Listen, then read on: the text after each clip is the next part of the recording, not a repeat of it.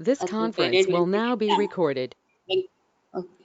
October 21, 2020 The Gospel of Love, Narad Sutra, written by Venkatesh Anandaji, and Sutra number 5 we are discussing. Sutra number 5. Sutra number 5. I will just read that. Okay. Yat prapya na kinchid vanchati na sochati na dveshti na ramate notsahi bhavati. ఇదే కదా మన explanation అయిపోయింది. ఇది అయిపోయిందా అంటే మధ్యలో ఇంకొంచెం ఉండిపోయిందని చెప్పి నేను కొంచెం ఉండిపోయింది. కరెక్ట్. నోత్సాహి భవతి నా ఉత్సాహి భవతి నా రమతే సోచతి భవతి అయిపోయింది.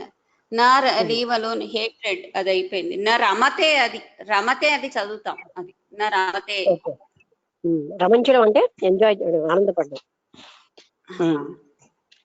Na Ramate emphasizes that the devotee is free from raga or inordinate attachment to any object. Okay, అంటే డివోటీకి ఏ రకమైనటువంటి ఏ వస్తువుతోటి బంధం ఉండదు. And is therefore not elated when he gets anything. అంటే ఆయనకి ఏమైనా లభించినా ఆయన ఏం పొంగిపోడు. This does not mean that the devotee will always put on a castor oil face and will have a gloomy appearance. అంటే దాని అర్థం ఏం కాదు, ఆయన ఆముదం రాసుకుని ఆముదం తాకిన మొహంలా ఉంటుంది అంటాం కదా, అలా ఎప్పుడు కూడా అలా ఉండడు. దాని అర్థం అది కాదు. ఆయన ఆనందంగానే ఉంటాడు, ఏ వస్తువులు కాంక్షించడు, ఏమితో దేంతో బంధం లేదంటే ఆముదం మొహానికి రాసుకున్న వాళ్ళ ఉండడు, అంటే ప్రసన్నంగానే ఉంటాడని చెప్పడం. On the contrary, he will be the happiest man in the world. ఇంకా చెప్పాలంటే ఈ ప్రపంచంలో అతి ఆనందపడిన వ్యక్తి ఆయనే, ఆనందంతో ఉండే వ్యక్తి. Ever radiating bliss to all. ఆయన తన ఆనందం అందరికీ ఇస్తూ ఉంటాడు, అంటే తను ఆనందిస్తూ ఆ ఆనందాన్ని రేడియేట్ చేస్తాడు, అంటే ప్రసరింప చేస్తాడు. But the happiness is not derived from objects, but from the constant remembrance of the Lord, God consciousness. అయితే ఆయనకున్న ఆనందం ఈ వస్తువుల వల్ల రాదు, ఆయన నిరంతరాయంగా భగవంతుడి స్మరణ వల్ల ఆయన ఆనందపడుతూ ఉంటాడు భక్తుడు. అంటే వస్తువుల మీ మోహం లేనంత మాత్రంలో వస్తువుల మీ మోహం లేనంత మాత్రంలో ఆయన దుఃఖంతో ఏమి ఉండడు. ఆయన చాలా ఆనందంగా ఉంటాడు, ఆనందాన్ని 10 మందికి ప్రసరింపచేసేటట్టు ఉంటాడు. ఇంకా చెప్పాలంటే ఆయన ఆనందం ఈ వస్తువుల వల్ల వచ్చే ఆనందం కాదు, ఆయన ఆనందం భగవంతుడి యొక్క స్మరణ వల్ల వచ్చిన ఆనందం. Okay. Na ramate because he is Atma Rama, one who delights in the self. అంటే ఆయన ఆత్మారాముడు. ఆత్మారాముడు అంటే ఏంటి? ఆయన ఆత్మలోనే ఆనందపడుతూ ఉంటాడు. అది అంటే రమతే అన్న పదానికి ఆనందపడ్డం అని అర్థం, రమించడం. అది ఆయన ఎలా ఉంటాడంటే ప్రాపంచిక వస్తువులతో ఆనందపడ్డు కానీ భగవంతుడి స్మరణలో నిరంతర ఆనందంతో ఉంటాడు. నెక్స్ట్ పారాగ్రాఫ్ నోత్సాహి భవతి. అది నోత్సాహి భవతి.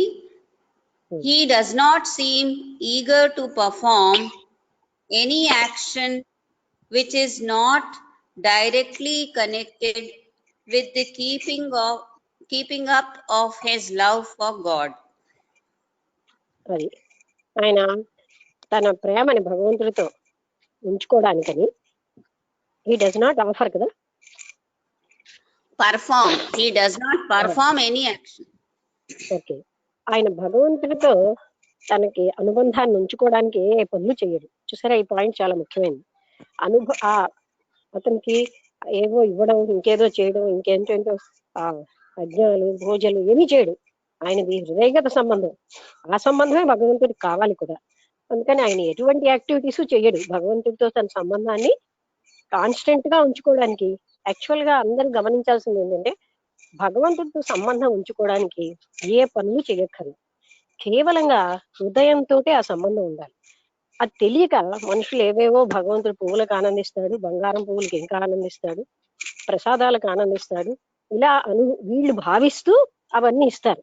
అంటే మనకున్నవన్నీ భగవంతుడికి ఉన్నాయని భ్రాంతి చెంది లంచాలకు ఆనందిస్తాడు. ఆయన ఏ లంచాలకి ఆనందించడు. అంటే గిఫ్ట్లు అంతకంటే ఆయనకు అక్కర్లే, మన హృదయ భావం ముఖ్యం. అందుకనే ఆ నిజమైన భక్తుడు ఏ పని చేయడు ఆయనతో సంబంధం పెంచుకోవడానికి. పనులతో సంబంధమే లేదు, ఆయన హృదయంతో సంబంధం ఉంది. పనులు ఎందుకు అక్కడ? మనం కూడా బాగా డీప్ గా ప్రేమ ఉన్న వ్యక్తుల పట్ల, ఇద్దరు స్నేహితులవనా, మనం వాళ్ళ కోసం ఏమీ చెయ్యక్కర్లే. ఆ ప్రేమ ఎక్కడున్నా ఉంటూనే ఉంటుంది. దానికి ఏది యాక్టివిటీస్ చేస్తేనే వచ్చేది ప్రేమ కాదు. అందుకని భక్తుడు కూడా ఏ పనులు చెయ్యడు. దేనికని? ఆయనకి భగవంతుడికి ఉన్న సంబంధాన్ని పెంచుకోవడానికి కానీ, కీపప్ చేసుకోవడానికి కానీ ఆయన ఏ కర్మలు చేయక్కర్లేదు. నా ఉత్సాహి అంటే అది కర్మల్లో ఉత్సాహం, తర్వాత ఏ విషయంలో కూడా ఆయనకు ఉత్సాహం ఉండదు. Later we are going to be told that he positively turns away from worldliness and worldly activities. మనం ఇంకా ఏం చెప్పబడతాం అంటే, ఆయన ప్రాపంచికమైన కర్మలు, ప్రాపంచికమైనటువంటి విషయాల నుంచి వైదొలిగిపోయాడు అప్పుడే. He regards that his only duty is to love God. ఆయనకి తెలిసిపోయింది ఏంటంటే, తన ఓన్లీ ఒకే ఏకమాత్ర కర్తవ్యం ఏమిటంటే భగవంతుడిని ప్రేమించడమే, ఇంకేమీ లేదు ఆయనకి. అసలు అందరికీ మనకు తెలుసు కానీ అజ్ఞానంలో పడతాం. భగవంతుడు ఏమో చిన్న చిన్న వాటితో ఆనందిస్తాడని. ఏ వ్యక్తికైనా నిజమైనటువంటి హృదయశుద్ధి ఉన్న వ్యక్తికి ప్రేమే కావాలి, ఏ వస్తువులు కాదు. ప్రేమ లేని వస్తువులు ఏవి కూడా ఎవరికి, సామాన్య మానవులకే ఆనందం ఇవ్వట్లేదు, మరి భగవంతుడికి ఎలా ఇస్తాయి? అందుకని ఆయనకి వేటితోటి కూడా ఏమీ కూడా ఇష్టం ఉండదు. ఓన్లీ ఆయన హృదయమే భగవంతుడు కోరేది. అందుకే భావప్రియుడు గాని బాహ్య ప్రియుడు కాదు అంటారు భగవంతుడు. His only duty is to love God, to have constant remembrance of the Lord. నిరంతరాయంగా ఆయన్ని గుర్తు పెట్టుకోవడమే తన కర్తవ్యంగా ఉంటాడు. అంటే ఏ క్షణంలో కూడా ఆ పరమాత్ముడిని మర్చిపోదు భక్తుడు అన్నవాడు.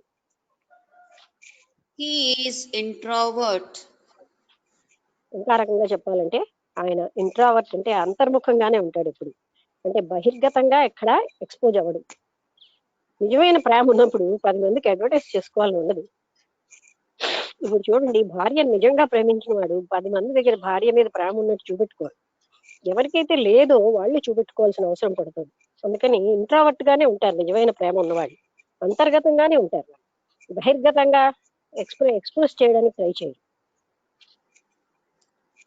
He does not exert in order to get any object of this world. అది ఆయన ఈ ప్రపంచంలో ఏ వస్తువు పొందడానికి కూడా ఆయన పవర్ అంటే శక్తిని ప్రయోగించడు. ఆయన అంటే అవసరం లేదు ఏ వస్తువు కూడా. అందుకని ఏ వస్తువు పొందడానికి ఆయన ప్రయత్నం చేయడు శక్తిని ఉపయోగించి. He knows that the Lord will look after him.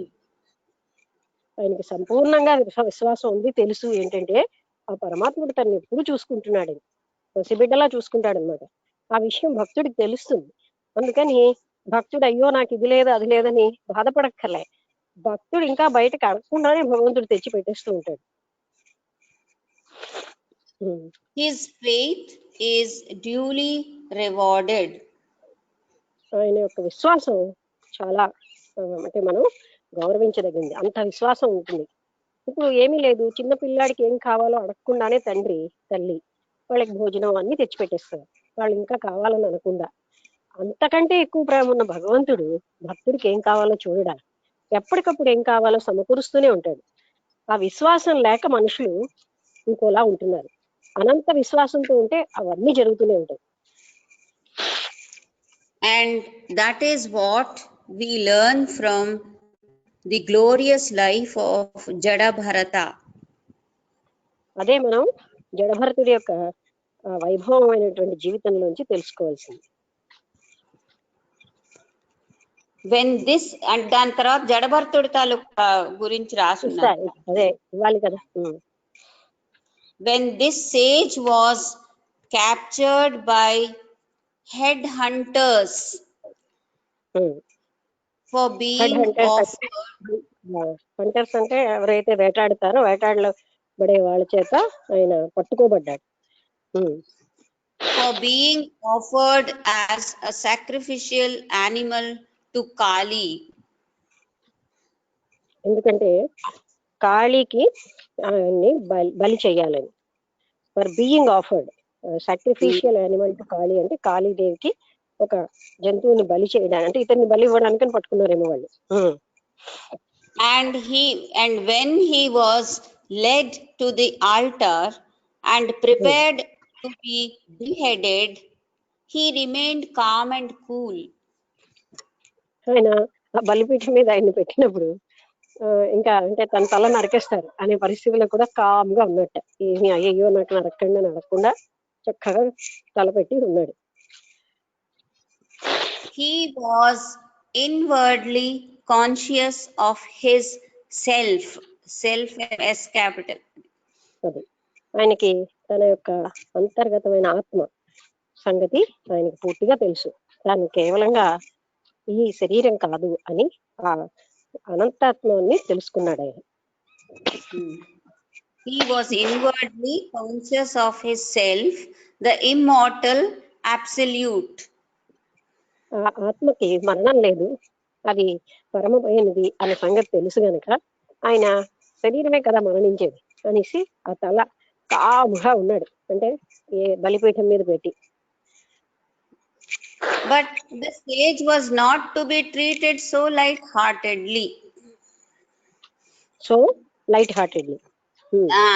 But the sage was not to. The next line చదువుతుంది అది బాగా. అంటే లైట్ హార్టెడ్ గా అతన్ని మాత్రం ఇతరులు అలా, అతను ఎంత లైట్ హార్టెడ్ గా ఉన్నాడు అంటే ఇతరులు అలా ట్రీట్ చేయరు. Before the knife could fall on his neck, Kali herself came out of her image and killed all those who participated in this orgy. అది అంటే అప్పుడు ఎవరెవరైతే బలి చేయడానికి అక్కడ నిలబడి ఉన్నారో ఆ బలి ఇంకా నైఫ్ ఇంకా అతని తల మీద పడాలి ఆ కత్తి. ఆ లోపల కాళికాదేవి ప్రత్యక్షమై వాళ్ళందరినీ చంపేసింది. Jadabharata's life was saved. ఆ విధంగా ఆ జడభరతుడి యొక్క జీవితం రక్షించబడింది. Next paragraph. The devotee అంటే ఇక్కడ మనకి ఏం తెలుస్తుంది అంటే ఇది జరిగిందా జరగలేదా కాదు, జరుగుతుంది కూడా. ఎప్పుడైతే మనకు అనంతమైనటువంటి భక్తి ఉంటుందో, ఏ రూపంలో ఆ భగవంతుడిని కొలుస్తామో ఆ రూపంలోనే ప్రత్యక్షమై వాళ్ళు అన్ని పనులు చేస్తూ ఉంటారు. అయితే ఆ రూపంలో ఉన్నది మళ్ళీ ఆ చిదాత్మ స్వరూపమే అని మనం గుర్తుపెట్టుకుని, అలా అంటే మనకి మాత్రం అనంత భక్తి హృదయంలో, అంటే ఇంతవరకు మనం ఆ త్రిపుర రహస్యం అవన్నీ చదివి అయితే ఆత్మతత్వాన్ని అని అనుకోవడమేనా అని అనిపించడానికి సరిగ్గా మనం ఈ నారద భక్తి సూత్రాలు చదవడం వల్ల భక్తి చాలా అవసరం. భక్తి అంటే ప్రేమ రహితమైన జీవితం శుష్క జీవితం. అందుకని ప్రేమ చాలా ముఖ్యమైనటువంటి లక్షణం. భగవంతుడి పట్ల ఆ అనంతత్వం పట్ల ప్రేమే లేకపోతే మనుషులు శుష్క జీవితాన్ని గడుపుతారు. అందుకని ప్రేమ యొక్క ఆవశ్యకతని నారద భక్తి సూత్రాల్లో మనకి వివరిస్తున్నారు. ఇది సరిగ్గా టైంలో చదువుతున్నాం, ఎందుకంటే ఇంత జ్ఞానం తెలుసుకుని మనుషులు ఏదో శుష్కంగా అయిపోకుండా ప్రేమ పూరితులుగా ఉండాలి. ఆ ప్రేమే లైఫ్ కి నిజంగా సారం. సారహీనం అయిపోతుంది ప్రేమ లేని జీవితం. అవును. Okay. The devotee does not even defend Lakshmi, himself. Okay Sharada ఏమైనా అడుగుతున్నావా? అడగనా? అడుగు. ఇది ఇప్పుడు ఇటువంటి భక్తులని భగవంతుడు రక్షించిన సందర్భాలు చాలా కనిపిస్తూ ఉంటాయి.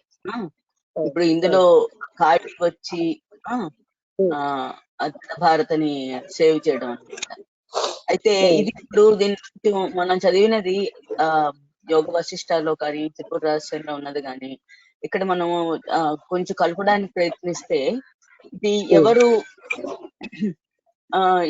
ఇది ఎవరి తాలూకా ఇమాజినేషన్ అంటే ఇల్యూషన్, అలాగే దేవి ఉండటం అన్నది ఇది మొత్తం అంతా.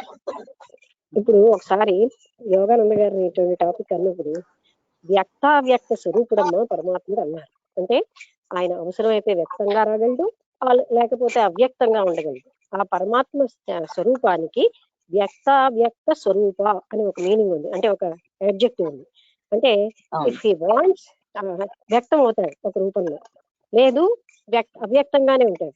అవ్యక్తం ఒక్కటే ఆ లక్షణం కాదు, వ్యక్తం కూడా లక్షణమే. అందుకని భగవంతుడు వీళ్ళు భక్తుడి యొక్క ఆ ఇంటెన్సిటీని బట్టి అవసరం అయినప్పుడు అక్కడ ప్రత్యక్షం అవుతూ ఉండడం అది కారణం. అందుకని అవ్యక్తం వ్యక్తం అయింది, but that unlimited came in this form, in the form of goddess. అందుకని ఉన్నది ఒకటే, అప్పటికి కూడా ఆ అద్వైతమే. కానీ భక్తుడు తన హృదయంలో అది ప్రార్థన చేస్తున్నాడు కనుక ఒక ద్వైత భావంతో ఆ రూపంలోనే వస్తారు ఆ భగవంతుడు వచ్చి వాళ్ళని, అంటే వాళ్ళు ఏమి అవసరమో వాళ్ళకేం అవసరమో భక్తుడు ఏంటి కోరతాడో అనే కాదు, భక్తుడు కూడా జ్ఞానంగానే కోరతాడు, అసలు కోరడు కూడా. ఆ భక్తుడిని ఆయన సేవ్ చేస్తూ ఉంటాడు. అంటే అక్కడ చెప్పేది కూడా త్రిపురాదేవిని ఆరాధించమని అంటే ఏంటి, మనం అనంత చైతన్యాన్ని నిరంతరం ఆరాధిస్తూనే ఉండాలి. ఎందుకంటే ఏమీ లేదు, మనకంటే ఒక చిన్న బాస్ ఉంటే నమస్కారం అండి అంటాం. మరి అటువంటి బాస్కే నమస్కారం పెడుతున్నాం అంటే మనంతటికీ ఆధారభూతమైనటువంటి ఆ శక్తి ఒక రూపం ఉన్నా లేకపోయినా నమస్కరించాల్సిన అవసరం ఉంది కదా. మనం ప్రతినిత్యము ఆ శక్తి వైభవాన్ని, ఆ చైతన్య వైభవాన్ని గుర్తు చేసుకోవాల్సిన అవసరం ఉంది. అదే భక్తి అని చెప్పొచ్చు అండి. హృదయంలో భక్తి కలిగి ఉండడం అంటే అదే. అయితే ఎప్పుడైతే అద్వైత స్థితి వచ్చేసిందో, నేనే ఆ చైతన్యాన్ని, అప్పుడు ఏమీ అవసరం లేదు. ద్వైత స్థితిలో భక్తి అవసరమే.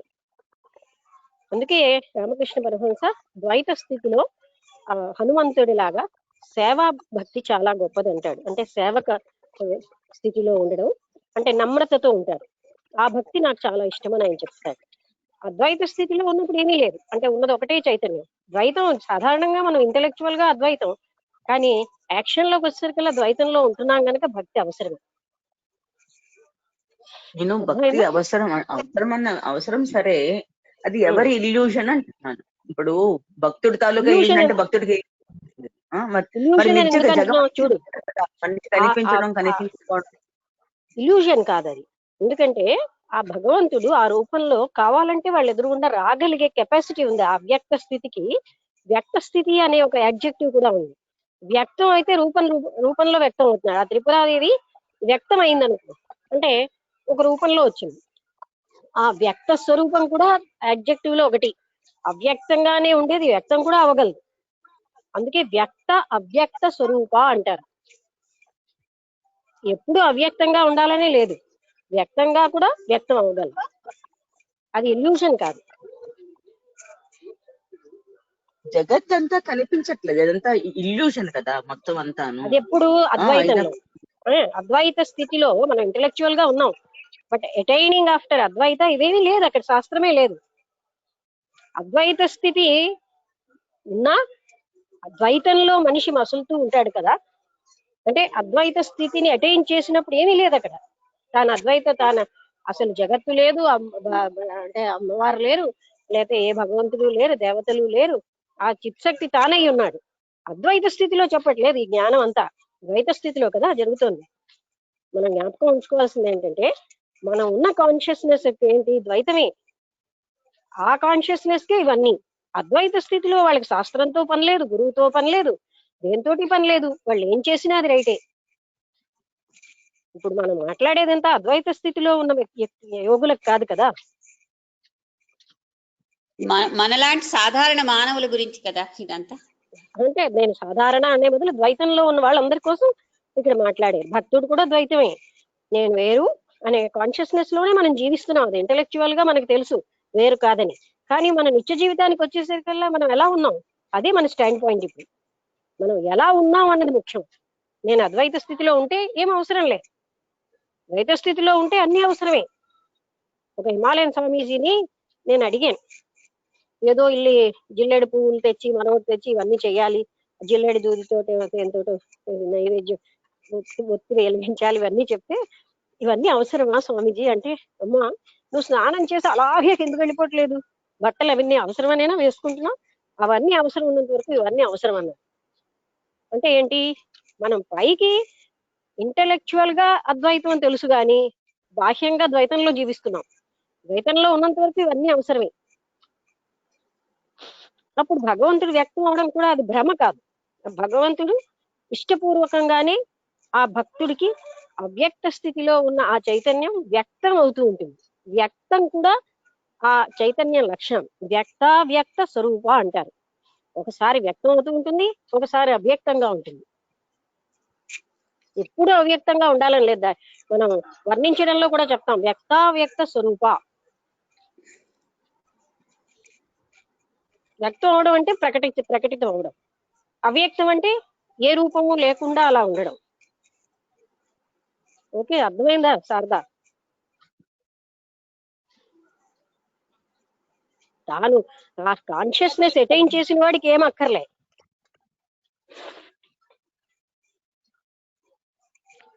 ఓకే శారదా? ఇంకేమైనా వసంతలకు చదువు. The devotee does not even defend himself. It is left to God. ఆయన తన్ని తాను రక్షించుకోవడానికి సమర్థించుకోవడానికి కూడా ప్రయత్నించడు, అది కూడా భగవంతుడికి అర్పించేస్తాడు. అంటే దీన్ని ఏమంటారంటే సర్వ సమర్పణ. అంటే సమస్తము పరమాత్ముడికే అర్పించే ఆ భక్తిలో తప్పకుండా భగవంతుడు పలుకుతాడు. మెంటల్ గా సర్వ సమర్పణ కాదు, హృదయంలో ఎప్పుడైతే పూర్తిగా సమర్పణ భక్తి ఉంటుందో ఆ భగవంతుడు పలుకుతూనే ఉంటాడు. పలకట్లేదంటే మనకు అంత లేదని అర్థం. ఎందుకంటే న్యాచురల్ లాస్ ఎలా మారవో భగవంతుడి నియమాలు కూడా మారవు, అలాగే ఆయన ఉంటాడు. కానీ ఒకసారి పిలిచేసి మెంటల్ లెవెల్లో పలకట్లేదంటే ఆయన పలకడు, మైండ్కి పలకడు, ఆయన మనస్సుతోటి అందుకోలేము, హృదయంతో ఆయన పలుకుతాడు. అంటే సర్వ సమర్పణ ఉన్నప్పుడు అన్ని జరుగుతాయి ఇలాంటి. అలా కాదు, ఆయనకి మరణమే వచ్చినా అది ఆయన డెస్టినీ అన్నమాట. అతను ఒక ఆ జ్ఞాని ఎవడికో తల మీద వాళ్ళు అంటే కత్తితోటి చేసినా ఆయన దాన్ని ఎందుకు ఈజీగా యాక్సెప్ట్ చేసాడంటే బాడీ టైం వచ్చేసి పడిపోతుంటే ఉంది అనేసి. భక్తితో అంటే చూడు, నడలు పోయి దొరుకుతూనే భగవంతుడు ఉన్నట్టు కాదు, దొరక్కపోయినా భగవంతుడు ఉన్నట్టే. ఆయన ఏదో మనకు పాఠం చెప్పాలనే కొన్ని పనులు చేస్తాడు, ఆ విజ్డమ్ మనం అర్థం చేసుకోవాలి. Okay, if it is his will, his H capital, if it is his will that he should suffer, he takes it as the working out of his past karma.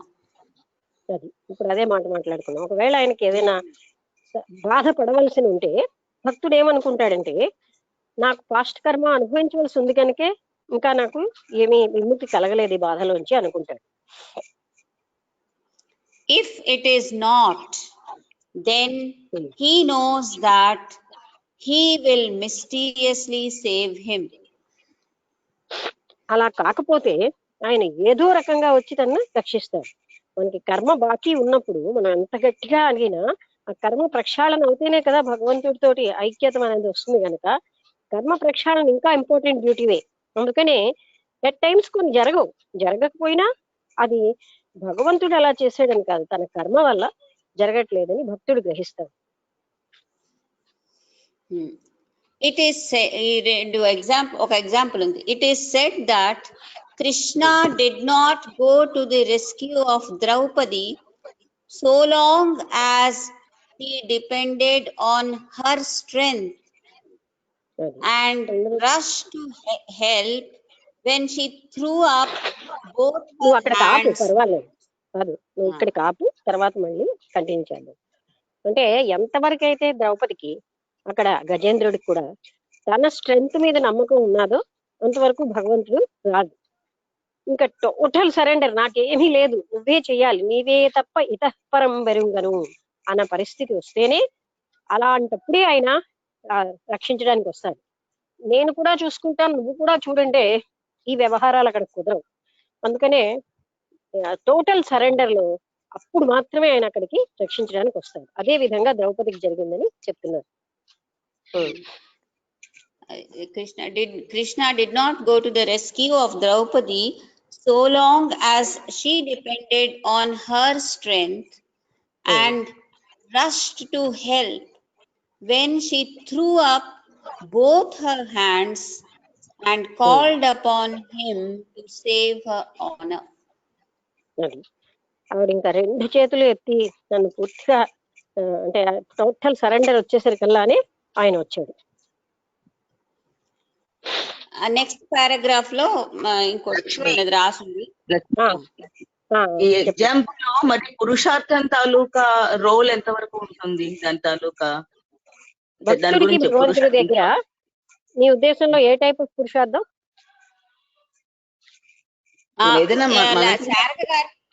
Sharada గారు నెక్స్ట్ పారాగ్రాఫ్ లో మీరు అడిగిన question answer వసంతలత ఉండు, ఏ type of పురుషార్థం చెప్పు. అంటే నీ ఉద్దేశం ఏంటి అంటే మనం చేసే ప్రయత్నం అని. పురుష ప్రయత్నం, ఆమె పురుషార్థం వేరు, పురుష ప్రయత్నం వేరు. సారీ, పురుష ప్రయత్నం. ఓకే, పురుష ప్రయత్నం అంటే అదే ఇక్కడ చెప్తున్నారు. అంటే ఎంతవరకు తను ప్రయత్నిస్తూ ఉంటే అది భక్తుడికి భగవంతుడికి ఉన్నది ఏంటంటే ఆయన టోటల్ సరెండర్ కే అక్కడ పలుకుతాడు ఇంకా అనేసి ఇక్కడ ఆ పాయింట్ లాస్ట్ కి వ్యతిరేకం. ఈ నియమాలన్నిటికీ వ్యతిరేకం. అంటే అతీతమైంది ఏంటంటే అనంతమైనటువంటి శరణాగతి ఉన్నప్పుడే పలుకుతాడు. అది మరి ఈ పాయింట్ కి అతీతం. ఇంకా నేను అన్నది లేదు అక్కడ. పురుష ప్రయత్నంలో నేను ఉన్నది, ఆ నేనుకి అతీత స్థాయికి వెళ్ళిపోయినప్పుడే పరమాత్ముడు అక్కడికి వస్తాడు. లక్ష్మి, దీని ఆన్సరే నెక్స్ట్ పారాగ్రాఫ్ లో వాళ్ళు అదే క్వశ్చన్ సార్ గారు అదే కాదు అడగని, అది మంచిదే కదా, తను అడుగుతోంది, మనం డిస్కస్ చేసాక మళ్ళీ చదివితే తను నష్టం లేదుగా. This seems to suggest that self-effort is anti-devotional.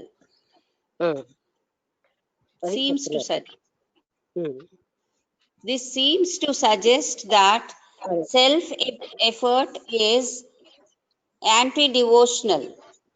అంటే ఇక్కడ పురుష ప్రయత్నం అన్నది భక్తికి వ్యతిరేకం అని కనిపిస్తోంది. It seems. పురుష ప్రయత్నం ఎలా అంటే సరెండరే పురుష ప్రయత్నం.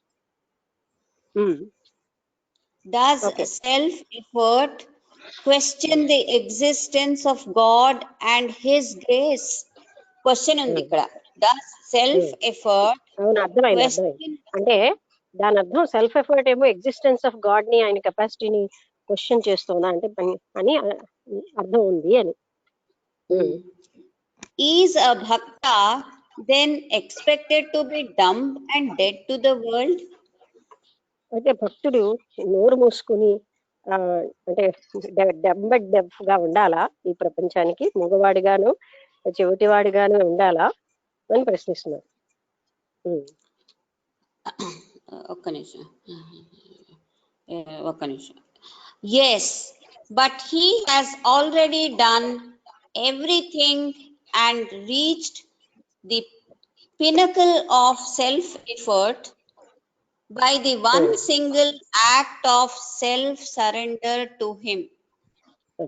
అంటే ఆయన మొత్తం అన్ని ప్రయత్నాలు చేసాక సెల్ఫ్ సరెండర్ అనే దానికి వచ్చేసాడు అని అర్థం. అట్లా సెల్ఫ్ ఎఫర్ట్ అంతా అయిపోయింది, ముందంతా ప్రయత్నిస్తున్నారు. ఆ గజేంద్రుడు కూడా ఎన్ని సంవత్సరాలు యుద్ధం చేశాడు. ఆఫ్టర్ దట్ ఆయన మన వల్ల నాకు అవ్వట్లేదు కనుక నువ్వే చెయ్యవయ్యా అని టోటల్ సరెండర్. ఆ టోటల్ సరెండర్ కూడా చిన్న విషయం కాదు, అది కూడా సెల్ఫ్ ఎఫర్ట్ అనే చెప్తున్నారు ఇక్కడ. అది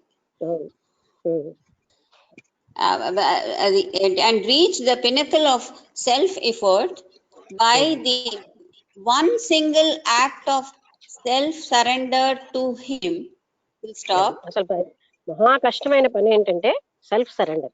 ఆ సెల్ఫ్ ఒక అంతటి మనం సరెండర్ చేయడం అవ్వదు, అంత చాలా difficult thing.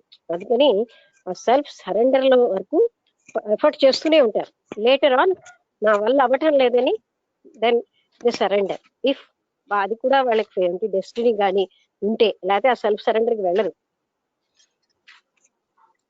And after that, the only self effort that he constantly puts forth is constant remembrance of the Lord. అది అంటే లాస్ట్ లో చేసే సెల్ఫ్ ఎఫర్ట్ ఏంటంటే ఆ పరమాత్ముని పూర్తిగా గుర్తు పెట్టుకుని, అంటే కాన్స్టెంట్ రిమెంబరెన్స్, అంటే ఆయనతోటే ఇంకా నువ్వే సమస్తం అని తాను లేనన్న స్థితికి వెళ్ళిపోతారు. అది కూడా సెల్ఫ్ ఎఫర్ట్ లోంచి వస్తుంది. అంటే పూర్తిగా తన్ను తాను అహం పూర్తిగా తీసేసేయడం అనేది చిన్న విషయం కాదు. That is his only job. ఆయన పని అదొక్కటే ఆ టైంకి. అంటే చెయ్యవలసిందంతా చేస్తున్నాడు, లాస్ట్ లో ఇంకా తన వల్ల అవ్వటం లేదంటే he surrenders to the almighty. అదే ఆయన చేయగలిగిన పని కూడా ఆ సమయంలో. అంటే సెల్ఫ్ ఎఫర్ట్ లో ఒకవేళ మన ప్రయత్నం సఫలీకృతం అయ్యి పని జరిగిపోతే పర్వాలేదనా అర్థం? సఫలీకృతమైన భక్తుడు అన్నవాడికి నిరంతరం గుర్తుంటుంది ఏంటంటే పరమాత్ముడు అన్నవాడు. అయినా కూడా తను అన్న భావంతో మళ్ళీ కొంత సెల్ఫ్ ఉంటుంది కదా, ఆయన ప్రయత్నం చేస్తూ ఉంటారు. ఇంకా ఇంకా తెలిసిపోతుంది నాకున్న ఈ సెల్ఫ్ తో నేను ఏం చేయలేకపోతున్నాను అని. Then he surrenders to that ఆ సుప్రీం సెల్ఫ్. అసలు ఒక రకంగా అంటే చెయ్యాలి, సెల్ఫ్ ఎఫర్ట్ చెయ్యాలి. అవును, చెయ్యకుండా ఎవరు ఉండలేరు కూడా, బద్ధకంగా ఉంటారు. అది కాదు కదా, చెయ్యకుండా ఉండమని ఎక్కడ చెప్పలే. భక్తుడు ఎప్పుడు బద్ధకిష్టి కాదు. కానీ సెల్ఫ్ ఎఫర్ట్ అనేది సఫలీకృతం అవ్వదు ఒక పరిస్థితిలో, అప్పుడు సరెండర్. అప్పుడు కూడా అవ్వలేదంటే ఇట్ ఈస్ నాకు ఉన్న గత జన్మలో ఉన్న కర్మ వల్ల ఇలా జరిగిందని భావిస్తాడు భక్తుడైతే. అది బాగుంది. That is his only job. It is his job to protect the bhakta. అందుకని భక్తుడి రక్షణ భగవంతుడి యొక్క పని. ఆయన ఎప్పుడు చూసుకుంటూనే ఉంటాడు. భక్తుడికి విశ్వాసం లేకపోవడం వల్ల ఎప్పుడు ఇది ఒక పాయింట్ అండి, చాలా నేను అనుభవించి చెప్తున్నా. అంటే విశ్వాసం లేకపోతే పని జరగదు, ఆ పవర్ డిసెండ్ అవ్వదు. విశ్వాసం చాలా ఉండాలి. మన విశ్వాసం మనకి ఎంతో హెల్ప్ చేస్తుంది అనమాట. విశ్వసించి నష్టపోవడం ఉండదు. మనకి విశ్వసించడం చేత కాక విశ్వసించట్లేదు, కానీ విశ్వాసం వల్ల నష్టమేమీ ఉండదు. Next paragraph. This is a very high stage. ఒక రకంగా చెప్పాలంటే ఆ సెల్ఫ్ సరెండర్ అనేది చాలా ఉన్నత స్థాయి.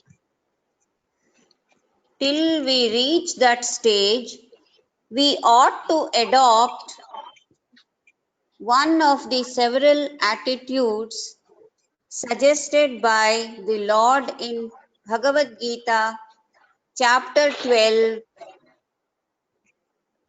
At the same time, cultivating contentment and desirelessness. 12వ అధ్యాయంలో భక్తి యోగంలో చెప్పినట్టుగా ఆ డిజైర్లెస్నెస్, కోరిక లేకుండా ఉన్న స్థితిని, తృప్తిని పొంది ఆనందిస్తూ ఉండాలి.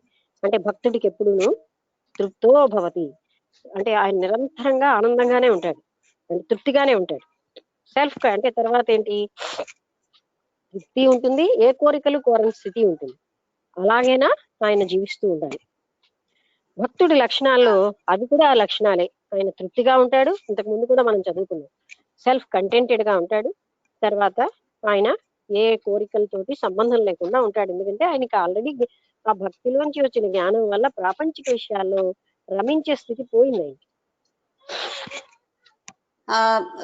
సంస్కృతం కొటేషన్ ఉంది, అదే ఎక్కడ, యదృచ్ఛా లాభ సంతుష్ట అని. యదృచ్ఛా లాభ సంతుష్ట, హి ఈస్ సాటిస్ఫైడ్. దాని అర్థం ఏంటంటే ఏది దొరికితే దాంతో ఆయన తృప్తి పడుతూ ఉంటాడు. He is satisfied with what he gets accidentally is one of the ways in which our salvation from samsara lies. అది ఇది ఇది ఎంతో అయితే దాన్ని ప్రసాద బుద్ధి అంటారు. మనకి ఏది లభిస్తే దాంతో తృప్తిగా ఉండడం వల్లనే ఇది ఒక పద్ధతి అన్నమాట ఈ సంసారాన్ని దాటడానికి. అంటే తృప్తిగా ఉండడం అనేది ఒక పెద్ద సంపద అంటారు. దానివల్లే మనం ఈ సంసార సాగరాన్ని దాటగలం. దీనికి ఒక స్టార్ మార్క్ లో ఒక చిన్న పారాగ్రాఫ్ ఉంది నోట్ చదివిదా? ఇట్ ఈస్ ఆఫెన్ ఆస్ ఈ సెల్ఫ్ ఎఫర్ట్ గురించి దాని గురించి రాసింది. చదువు. It is often asked where does self effort end, grace end and grace begin to function. ఎక్కడ పురుష ప్రయత్నం ఆగిపోయి గ్రేస్ అంటే భగవంతుడి కృప ఫంక్షన్ లోకి వస్తుంది, పనిలోకి వస్తుంది.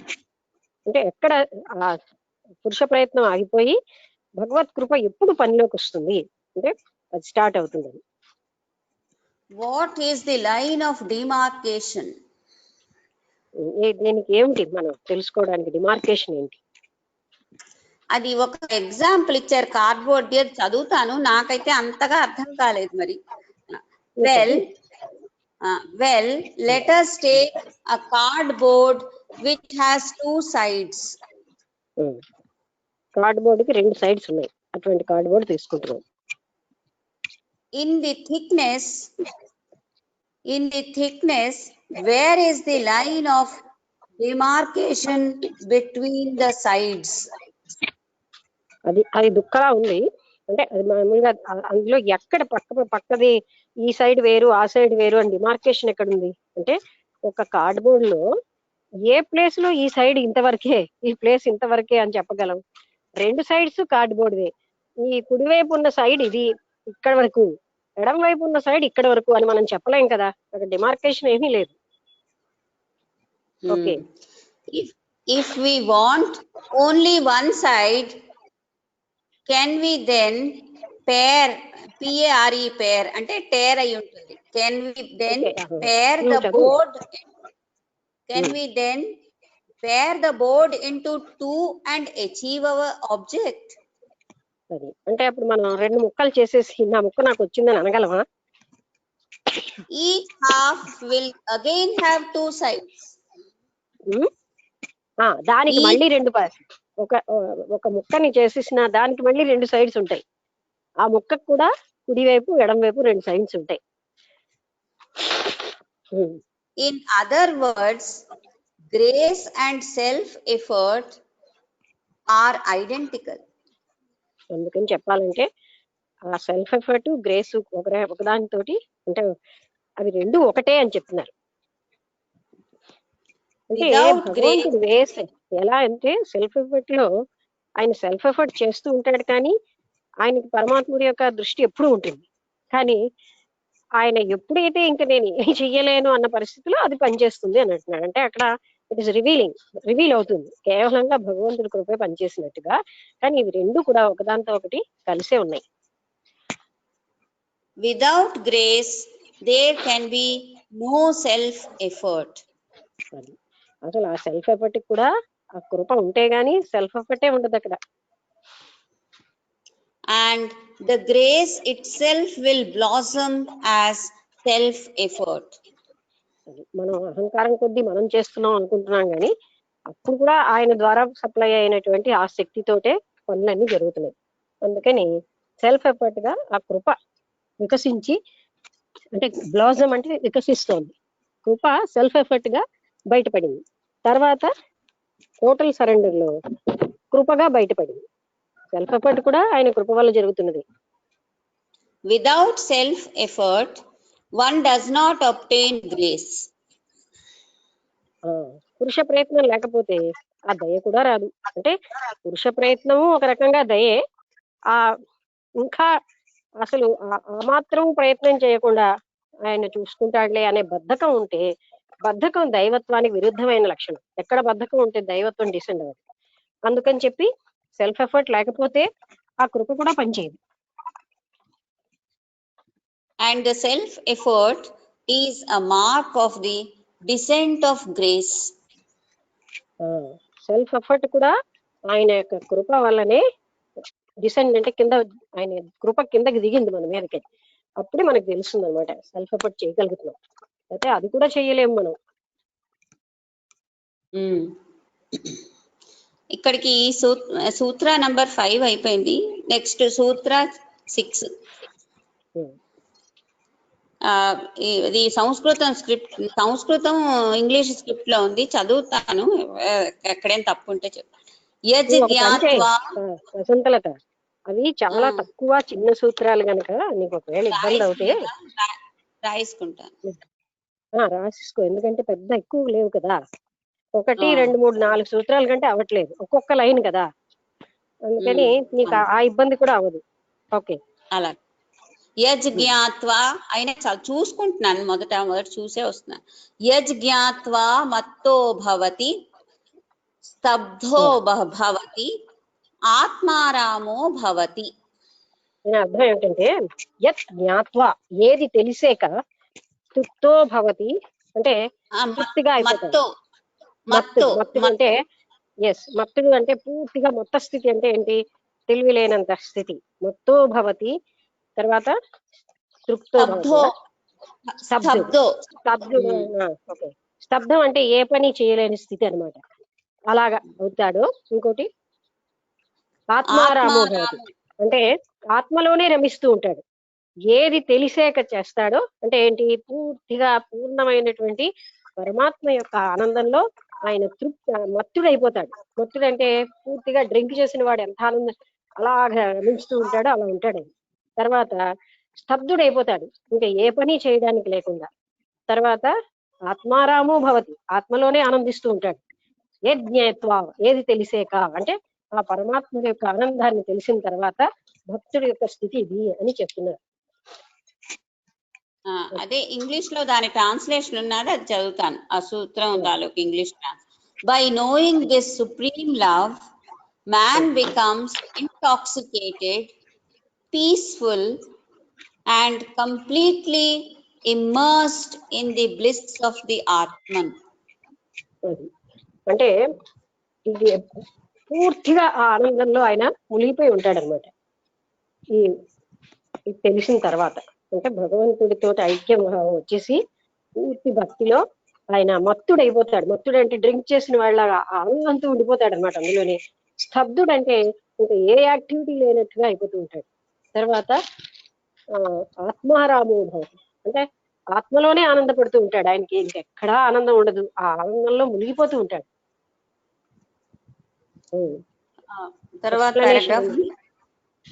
తర్వాత we are now admitted into the innermost chambers of the Lord where the devotee knows him. అంటే భగవంతుడి యొక్క అంతర్గతమైనటువంటి గదుల్లోకి వెళ్ళిపోయాం అంటే మనం భక్తుడు. ఇక్కడ అంతర్గతమైన అంటే బయట నుంచి భగవంతుడిగా కాకుండా ఆయన అంతరాత్మలోకి వెళ్ళిపోయాడు అక్కడ. అందువల్ల ఆయనకి స్థితి వచ్చేసింది అంటే భగవంతుడు అంతలాగా ఐక్యం అయిపోతున్నాడు కనుకే మత్తో భవతి, మత్తుడుగా అయిపోయాడు, స్తబ్దో భవతి, తర్వాత ఆత్మారామో భవతి. ఆ భగవంతుడి స్థితి ఆయనకు వచ్చేస్తుంది అన్నమాట. In philosophical parlance, PARLANCE, నాకు తెలియదు ఏంటో, philosophical parlance, knowing is used in the sense of realizing the identity. అంటే మనం మామూలుగా వేదాంతంలో ఏం చెప్తున్నాం అంటే తను తాను తెలుసుకోవడాన్ని మనం రియలైజింగ్ ద సెల్ఫ్ అంటాం, అంటే ఆత్మ సాక్షాత్కారం అని. సంస్కృతం కొటేషన్ తర్వాత ఇంగ్లీష్ ట్రాన్స్లేషన్ అవుతుంది. దాని తర్వాత బ్రహ్మవిద్ బ్రహ్మైవ భవతి.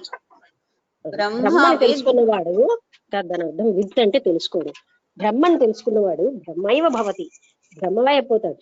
ఎవరైతే బ్రహ్మని తెలుసుకుంటాడో అతను బ్రహ్మ అయిపోతాడు. The knower of Brahman becomes Brahman. What is the fruit of this knowledge or realization? Question రాస్తారు. What is the fruit of this knowledge? అంటే ఈ ఆత్మ సాక్షాత్కారం అన్న దానివల్ల ఏమిటి ఫ్రూట్, ఫలితం ఏమిటి అని మళ్ళీ ఇక్కడ అడుగుతున్నారు. What is the fruit of self realization? How does, ఇంకో క్వశ్చన్ సాధన, how does one who has realized God behave? పరమాత్ముని అంటే భగవంతుని గుర్తించిన వాడి యొక్క ప్రవర్తన ఎలా ఉంటుంది? He is God intoxicated. ఆయన ఎలా ఉంటాడంటే భగవత్ తత్వంతో పూర్తిగా ఆ భగవత్ తత్వం అన్నటువంటి రసాన్ని తాగి మత్తులో ఉంటాడు అనమాట. He is dazed. He is tranquil. He is పదం అర్థం కాలేదు. మొదటిది dazed, D-A-Z-E-D, dazed అంటే complete గా, okay. Dazed and he is tranquil అంటే చేష్టలు లేకుండా శాంత స్థితిలోకి వెళ్ళిపోతాడు. The functions of his mind and intellect have come to a standstill, as it were. ఆయన యొక్క మనస్సు, ఆ తర్వాత ఆయన శరీర అవయవాలు, ఆయన బుద్ధి, ఇవన్నీ కూడా ఒక నిశ్చలంగా అయిపోతాయి. స్టాండ్ స్టిల్ అంటే నిశ్చలంగా అయిపోతాయి.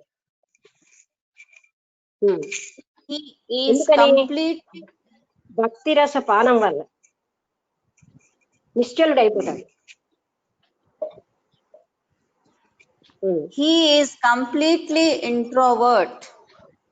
ఆయన పూర్తిగా అంతర్ముఖంగానే ఉంటాడు. He enjoys the self bliss. ఆయన ఆత్మలో ఒక అనంతమైన ఆనంద స్థితిని అనుభవిస్తూ ఉంటాడు. That is because he has come face to face with the supreme reality or truth transcendental. ఎందుకు అలాగ అయిపోతాడు? ఆయన సుప్రీం రియాలిటీతో ఫేస్ టు ఫేస్ ఎదుర్కొన్నాడు. ఇంకో రకంగా చెప్పాలంటే ఆ సత్యాన్ని ఆయన ఏకభావంతో ఏకీకృతం అయిపోయింది. అందువల్ల ఆ పరమాత్ముడు అంటే సత్యమే కదా, అందుకనే ఆయన ఆ రకమైన స్థితికి వచ్చేస్తాడు. అంటే ఇక్కడ జ్ఞానంగా మనం విచారణ వల్ల వెళ్ళేది భక్తితో జరుగుతుంది. అంటే మనకి చాలా కొన్ని ఎగ్జాంపుల్స్ ఎన్నో ఉన్నాయి. అన్నమాచార్యులు, భక్త రామదాసు, భక్త కన్నప్ప, వీళ్ళందరూ సత్కుబాయి, వీళ్ళందరూ ఆ కోవకి చెందిన వాళ్లే కదా. అంటే వాళ్ళే అని కాదు, మనం కూడా మన బాడీ మనకున్న జీవితంలో ఎక్స్పెరిమెంట్ చేయొచ్చు. టోటల్ భక్తితో we can also attain that. వాళ్ళది సెకండ్ హ్యాండ్ ఎక్స్పీరియన్స్, మనది ఫస్ట్ హ్యాండ్ ఎక్స్పీరియన్స్. ఓకే, ఏంటి సెకండ్ హ్యాండ్ ఫస్ట్ హ్యాండ్ ఏంటి అంటే ఇంకొకటి ఎక్స్పీరియన్స్ మనకి సెకండ్ హ్యాండ్ కదా, మన ఎక్స్పీరియన్స్ మనకి first hand. So we have a body, we have everything, why don't we do that అంటాను. మనం ఎందుకు అంత సరెండర్ అవ్వలేదు అంటే అది ఆ పాయింట్ కి మనకేమీ డౌట్ లేదు, కానీ why don't we do that అని నేను అంటున్నాను. That is our experience, is first hand experience. అవును, అంటే ఇప్పుడు వాళ్ళందరూ అయినా ఎంత అది కాదు, ఎంత అన్నమాచారులైనా ఎంత సక్కువగా అయినా మనకి సెకండ్ హ్యాండే. First hand is our own experience. Okay, అంటే మనకున్న దీంతో మనమే దాన్ని ప్రయత్నించలేము. సక్కుబాయికి వచ్చింది మనకెందుకు రాదు, అన్నమాచార్యులకు వచ్చింది మనకెందుకు రాదు, కీర్తనలు రచించలేకపోవచ్చు. ఓకే, తర్వాత ఒక సంస్కృతం ఇది ఉంది కొటేషన్, యత్ వాచో నివర్తంతే అప్రాప్య మనోసా సహ. అప్రాప్య మనోసా సహ అని రాసుంది. నేను ఇంగ్లీష్ కాదు కాదు నాకు చెప్పు, మనోసా సహ అనుందా? సహా, SAHA మరో వర్డ్. ఏమో ఎలా రాసింది, ఇంగ్లీష్ ట్రాన్స్లేషన్ ఉంది. చదువు కానీ మళ్ళీ చదువు ఒకసారి. యతో వాచో నివర్తంతే అప్రాప్య మనోసా సహ. మానోసా సహ, మనోసా సహ తెలీదు నాకు, అది MA అని రాసు. అలాగే అంటే అప్రాప్య మనస్సు తోటి నివర్తంతే, మనసుతో మనం దాన్ని పట్టుకోలేము. వాచ్యం అంటే సాయంత్రము మాటలతో. ఒక లీటర్ పాలు ఎవరు ఎక్స్ట్రా కావాలి. మాట్లాడుతున్నారు? శారద గారు. ఏంటి శారద? శారద ఏమని? అంటే వాచ్యో నివర్తంతే, వాచ్ అంటే పదాలతోటి చెప్పలేమని ఆ స్థితిని, అలాగే మనసుతో కూడా పట్టుకోలేము. చదువు. From which speech turns back, from which speech turns back along with the mind, unable to reach, that is the reality. అంటే అసలైనటువంటి ఆ రియాలిటీని స్పీచ్ అక్కడ లేదు, అంటే మాటలు లేదు చాలు వర్ణించడానికి, అలాగే మైండ్ కూడా పట్టుకోలేదు. It cannot be comprehended by the mind and the intellect. బుద్ధికి మనస్సుకి కూడా దాన్ని అర్థం అవుతుంది, అంటే అతీతమైంది. Devotion has granted him a vision of God through the eye of intuition.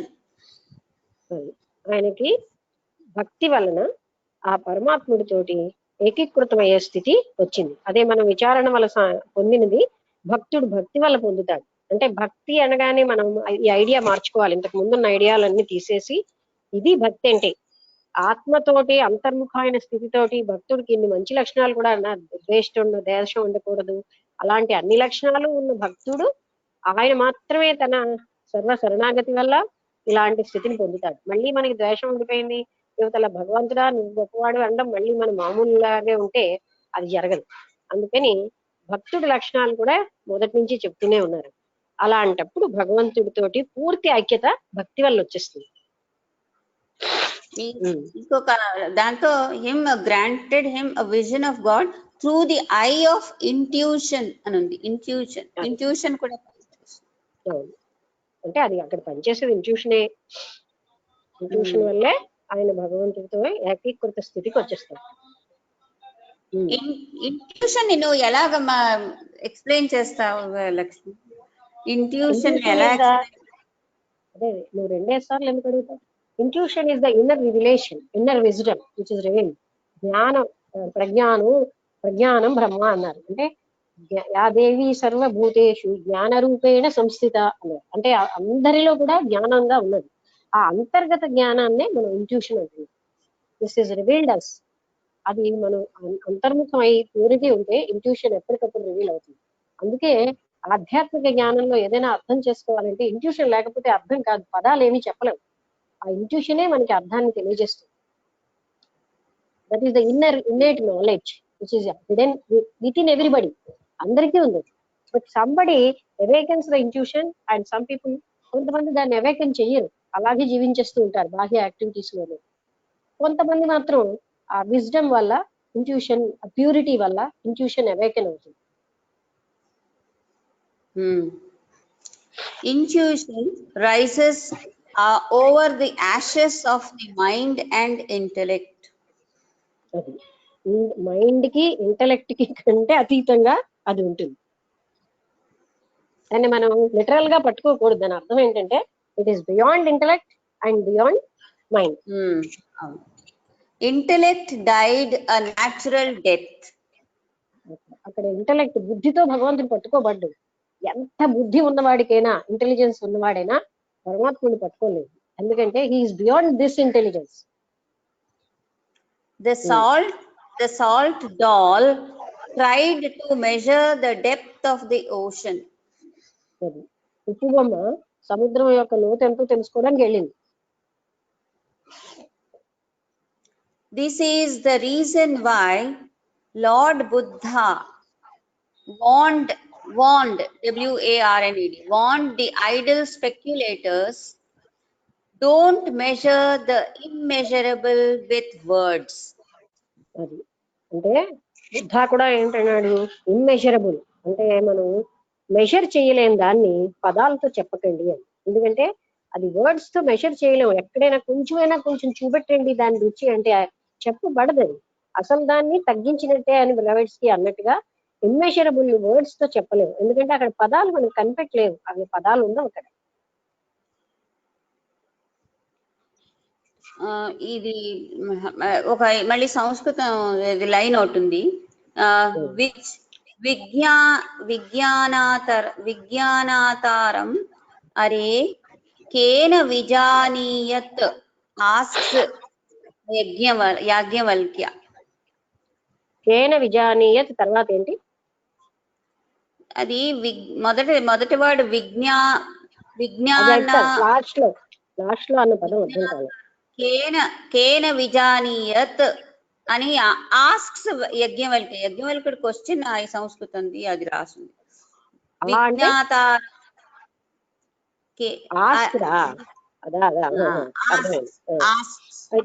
ఇప్పుడు మరొకసారి చదువు.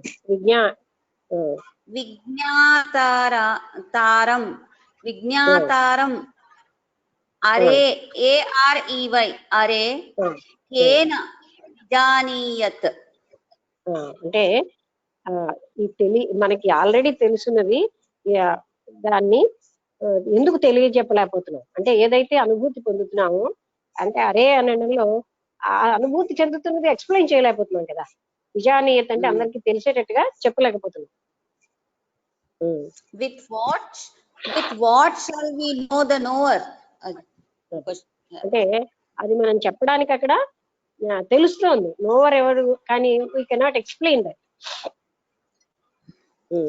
God is himself the light of lights.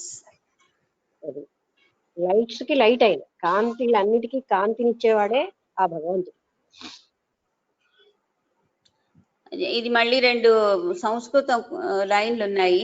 ఆ తర్వాత దాని ట్రాన్స్లేషన్ ఉంది.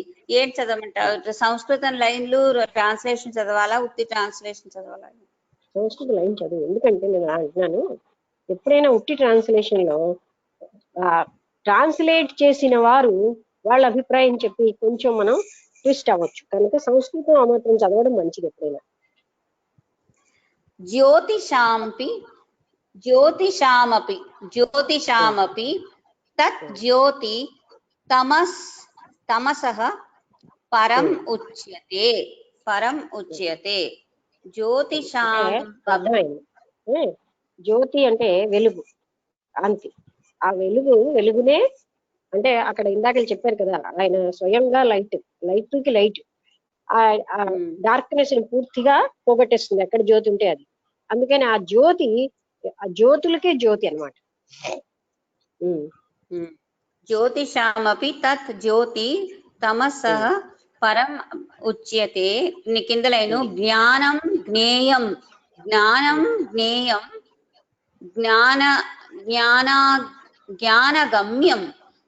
జ్ఞానగమ్యం హృది సర్వస్య తిష్ఠితం. అంటే జ్ఞానంతో పొందేది, జ్ఞానగమ్యం అంటే టార్గెట్. జ్ఞానము జ్ఞేయము ఈ 3 హృది సన్నిష్ట, హృదయంలోనే ఉన్నాయి. ఇవి అంటే అంతర్గతంగానే మనకి తెలుస్తున్నాయి. హృది సన్నిష్ట సంభవేతన. హృది సర్వస్య తిష్ఠితం.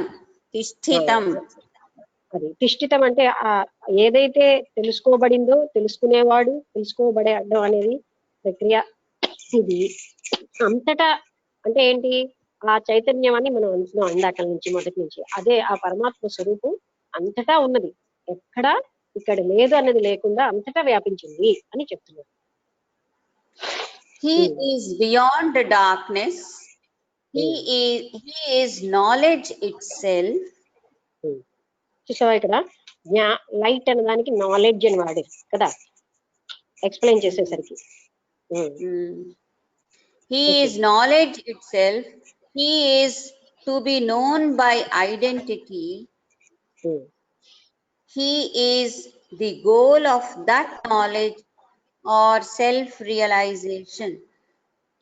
అక్కడ హీ అని ఇప్పుడు అంటున్నది మనం ఎంతకాలం దృక్ అని చైతన్యం అని అనుకున్నదే ఇక్కడ హీ అని క్యాపిటల్ హీ వాడుతున్నారు. అంటే ఆయనే అంతటికి ఈ ఆత్మ చేత తెలుసుకోబడే ఆత్మ ఎవరైతే ఆత్మస్వరూపమై ఉన్నాడు, అంతటా ఉన్నాడు, అంతటా వెలిగిచ్చేవాడు, తానే స్వయం ప్రకాశుడై అన్ని రకాల చీకట్లని అజ్ఞానాన్ని తొలగించేవాడై ఉన్నాడు.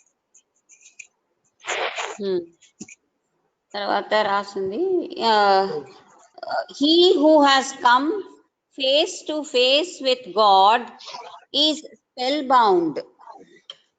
అది భగవంతుడికి ఎదురుగుండా భగవంతుడు ప్రత్యక్షం అయ్యేసరికల్లా మాటలు రాకుండా నిశ్చేష్టుడైపోతాడు అన్నమాట. How can he express that state of supreme bliss? అది ఆ అనంతమైనటువంటి ఆనంద స్థితిని ఆయన ఎలా మాట్లాడగలడు? ఆయన చేతలు ఉడికిపోయి ఉంటాడు.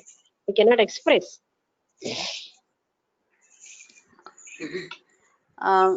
He can, by what analogy and in what words can that inexpressible state be described? అది ఆ మాటలకి అంటే వర్ణించలేనటువంటి అటువంటి దాన్ని ఎక్స్ప్రెస్ చేయలేము మనం, వ్యక్తం చేయలేని అటువంటి స్థితిని ఎలా ఎక్స్ప్రెస్ చేయగలం మనం? అది వ్యక్తం చేయడానికి అతీతమైనది. దాన్ని ఏ విధంగా మనం వ్యక్తం చేయగలం అని అంటున్నారు.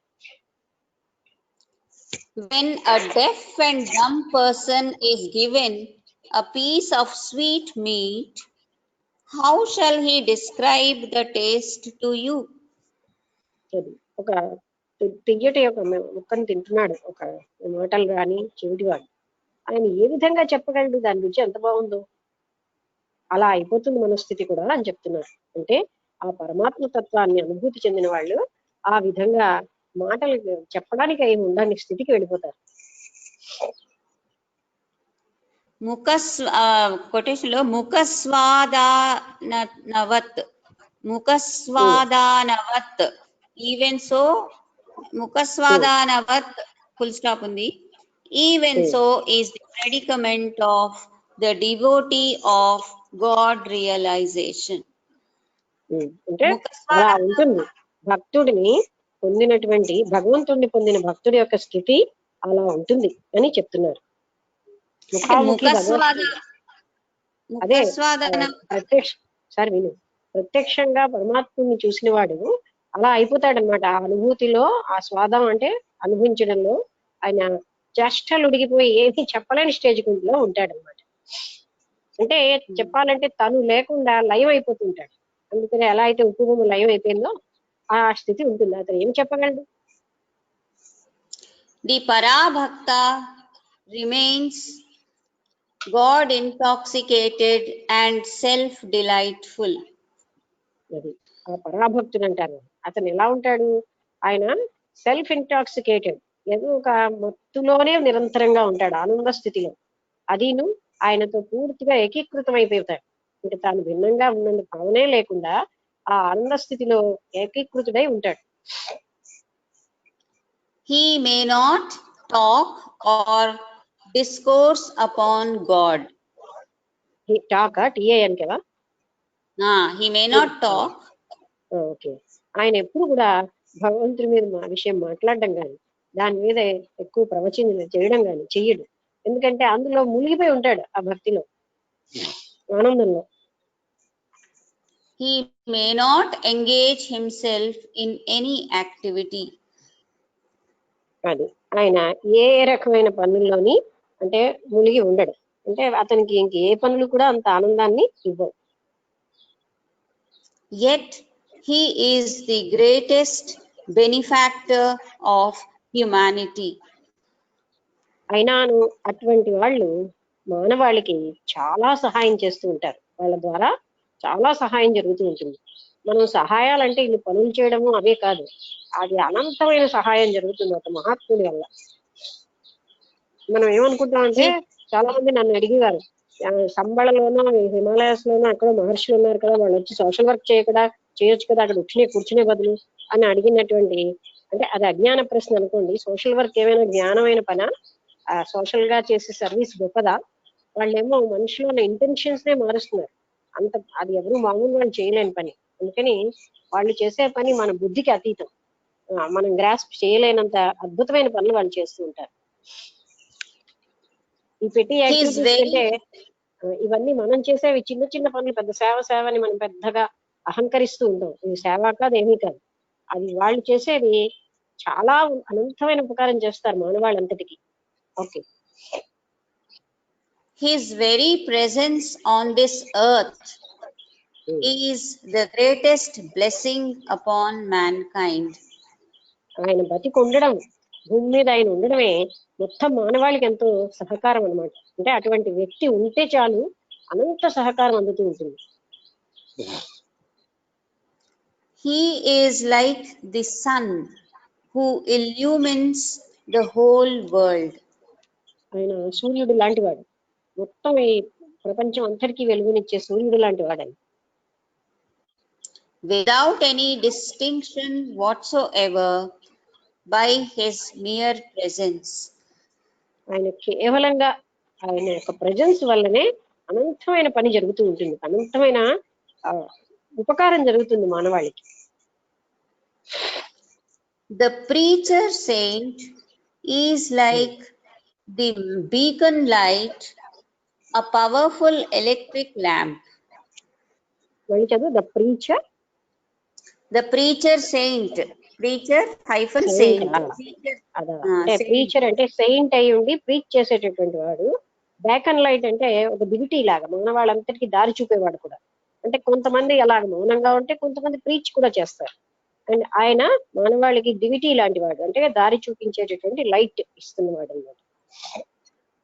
The light, a powerful light, electric beacon light, తర్వాత powerful అది electric lamp రెండు రాసిన తర్వాత the latter needs all kinds of gadgets and props to make it useful to humanity. మరో దానికి అంటే లైట్ ఇవ్వాలంటే దానికి ఎన్నో గ్యాడ్జెట్స్ అవసరం, పరికరాలు. ఒక దానికి ఏం అక్కర్లేదు. Even so, the preacher saint needs faithful followers to listen to him, the means of the mission, etc. అంటే ఆయనకి బాగా మీద విశ్వాసం ఉన్న ఫాలోవర్స్ ఉన్నప్పుడే కదా అతను ప్రీచ్ చేస్తారు. తర్వాత ఆయనకి కూడా ఇన్నర్ గా విజన్ కూడా చెప్పగలిగేది ఉండాలి. ఇది ఇంకొక paragraph start. The Vedic seers, when they tried to communicate their experience, uttered ha, u, ha, u, and sang the hymns of the Samaveda. Vedic seers అంటే ఏంటంటే, సియర్ అంటే ముందు చూపు ఉన్నవాళ్ళు, ముందుగా చూసిన వాళ్ళు, జ్ఞానులు. వాళ్ళు ఇలాంటి శబ్దాలు వాడారు. అంటే సామవేదం అంతాను మ్యూజిక్కే కదా, అందుకని వాళ్ళు హా హూ అలాంటి సౌండ్స్ లోని ఎక్స్ప్రెస్ చేశారనమాట. అంటే సామవేదంలోని సియర్స్ అంటే జ్ఞానులు ఇలాగ ఎక్స్ప్రెస్ చేశారు. In the Upanishads too, we have Yajnavalkya's emphatic assertion that the Atman can only be negatively described neti. యాజ్ఞవల్కుడు ఉపనిషత్తుల్లో చెప్పినట్టుగా నా ఇది అనే మనం చెప్పగలం, నెగటివ్ గానే. అంటే ఇది కాదండి, అది కాదండి, అది కాదండి అనే చెప్పగలం, కానీ ఇది అని చెప్పలేం. ఇప్పుడు మనం కెమిస్ట్రీలో రెజొనెన్స్ అనే కాన్సెప్ట్ చదివినప్పుడు రెజొనెన్స్ ఏమిటి కాదో చెప్తారు, ఏమిటో చెప్పరు. అలాగే ఇక్కడ అంటే అది రెజొనెన్స్ అనేది కెమిస్ట్రీ చదివితేనే వెళ్ళాలి తెలుసు, ఫిజిక్స్ గారు. ఇక్కడ కూడా ఏంటంటే ఇది కాదు, ఇది ఆత్మ కాదు, ఇది ఆత్మ కాదు అని మనం చెప్పగలం, కానీ ఇది అని చెప్పడానికి అక్కడ చాలదు, వర్డ్స్ లేవు. Few can reach the goal this way. అలాగా కొంతమంది ఆ గోల్ ని reach అవ్వగలరు. Only the highly purified heart can negate all that is not Atma this way and reach Atma Jnana. పవిత్రమైనటువంటి ఆ ఆత్మ ఒకటే, అంటే అటువంటి పవిత్రమైన స్థితి ఉన్నవాళ్లే ఆత్మజ్ఞానాన్ని, మిగతా అన్ని అక్కర్లేదని అది రీచ్ అవ్వగలరు. అన్నిటినీ వదిలేసి ఆత్మజ్ఞానాన్ని పొందగలరు. For the vast majority, however, a positive definition is needed as a prop to sustain prop, P-R-O-P, prop. CROP, prop. PRO okay కాదు, పిఆర్ఓ. క్రాప్ కాదు, crop support. A positive definition is needed as a prop to sustain their meditation. అంటే కొంతమందికి, మళ్ళీ ఆ వాక్యం చదువు, నేను పూర్తిగా ప్రాప్ దగ్గర ఆగిపోయింది. For the vast majority, however, చాలా మందికి a positive definition is needed. అంటే నేతి నెగటివ్ కదా, అందుకని positive. A positive definition is needed as a prop to చాలా sustain మందికి సస్టైన్ their meditation. వాళ్ళు ధ్యానించడానికి ఒక పాజిటివ్ గా ఉన్నవి కావాలి చాలా మందికి. అంటే ఎక్కువ మంది మెజారిటీ ఆఫ్ పీపుల్ కి ఈ నెగటివ్ గా ఉన్న దాంతో వెళ్ళలేదు. పాజిటివ్ గా ఉన్న దాంతో వాళ్ళు ధ్యానం దాన్ని చేయాలి, దీన్ని చేయాలి అని పెట్టుకుంటారు కదా, అని అలా అడుగుతూ ఉంటారు. It is for their sake that provisional definitions of the absolute as Satchidananda, Satyam, Shivam, Sundaram, etc. and the delightful murtis of the Lord have been given. అలాంటి వాళ్ళ కోసమే ఈ మాత్రం వర్ణన చేస్తున్నారు. ఆయన సత్ చిత్ అని, సుందరం అని, సచ్చిదానందుడని, లేకపోతే అలాంటి ఎంతో ప్రసన్నంగా ఉంటాడని ఆ మూర్తులు, అంటే అలాంటివన్నీ ఇవ్వడానికి మాకు ఏదో ఒకటి ఉండాలి, లేకపోతే మేము ఎలా మెడిటేట్ చేస్తాం, ఇది కాదంటే ఎలా కానీ అంటున్న వాళ్ళ కోసమే ఇలాంటివి చెప్పబడింది. కానీ అవి కూడా పదాలే, నేను అనేదాన్ని కదా, పదం కాదు. Word is not the thing అని కృష్ణమూర్తి గారి అండంలో సత్తు చిత్తు ఆనందం కూడా పదాలే అవి. అవి కూడా మనకి పూర్తిగా తెలియజేయవు కదా. బ్లిస్ అన్నదాన్ని ఏం మనం చెప్పగలం, ఏదో పరమానందం అంటాం, కానీ అది ఏమిటి అన్నది మాటల్లో మాటే మనకు చెప్పగలుగుతున్నాం, ఆ స్థితి మనకు తెలియదు. అది మనం అర్థం చేసుకోవాలి. అంటే అలా లేదు డైరెక్ట్ గా మాకు ఏదైనా చెప్పండి అంటారు. అలాంటి గట్టిగా అడిగిన వాళ్ళకి ఏదో ఇలా చెప్తున్నారు, but the words are nothing. పదం సర్వస్వం కాదు.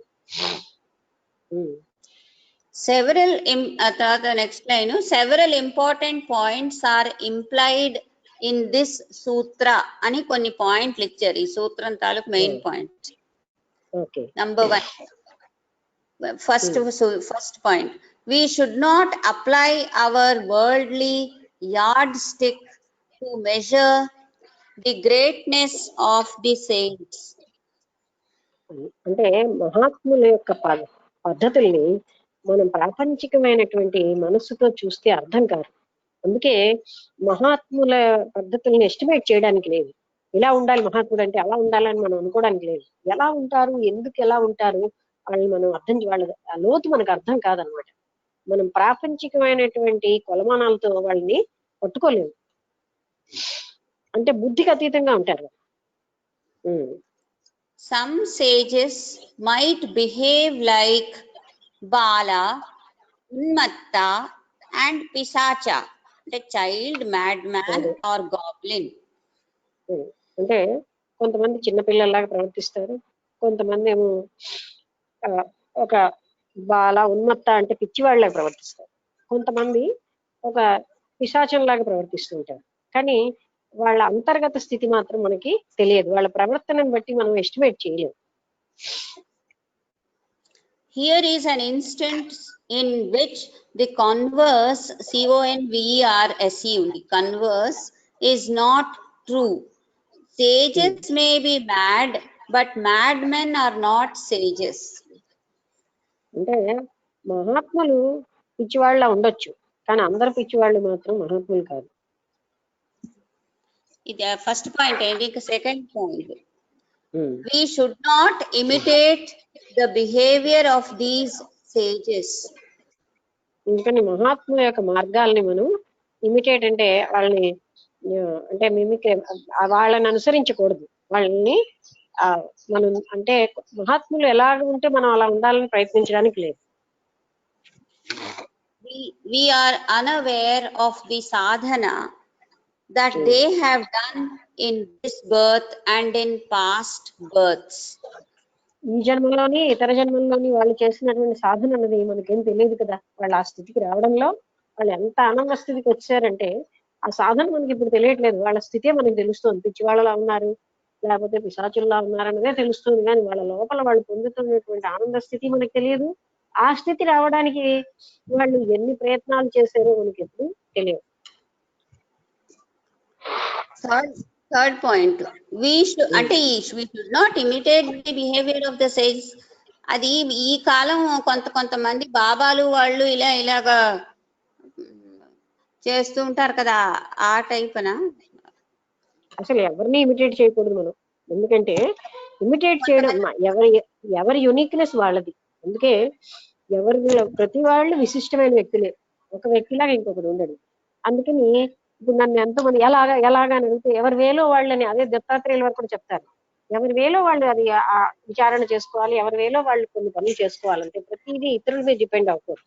అలాగనే ఇమిటేట్ చేయకూడదు, ఎవరి పద్ధతుల్లో వాళ్ళు ఉంటారు, ఎవరి ప్రారంభాన్ని బట్టి వాళ్ళు ఉంటారు. Third point, we should beware of the shortcuts to God intoxication by resort.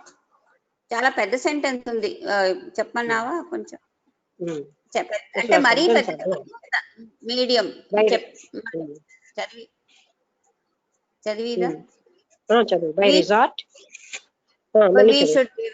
We should beware of the shortcuts to God intoxication by resort to actual intoxicants like wine, ganda, bhang, etc. అంటే ఇది కూడా కొంతమంది చేస్తుంటారు. భగవద్భక్తి కావాలంటేనండి భంగు తాగాలి, భగవద్భక్తికి అదేమిటంటే పీలుస్తారు, గంజాయి తాగాలి, తర్వాత ఏంటంటే బ్రాందీ తాగాలి, ఇవన్నీ. కానీ అవేమీ కాదు. ఆ ఇంటాక్సికేషన్ నిజంగా ఈ బాహ్య వస్తువులు ఏమీ లేకుండానే వస్తుంది. అదొక మధురమైన అనుభూతితో అంతర్గతంగానే మనం ఇంటాక్సికేటెడ్ మనుషులాగా అయిపోతారు. ఆ పీక్ భక్తిలో ఆ ఇంటాక్సికేషన్ ఉంటుంది, వేరే ఇవన్నీ అవసరమే లేదు.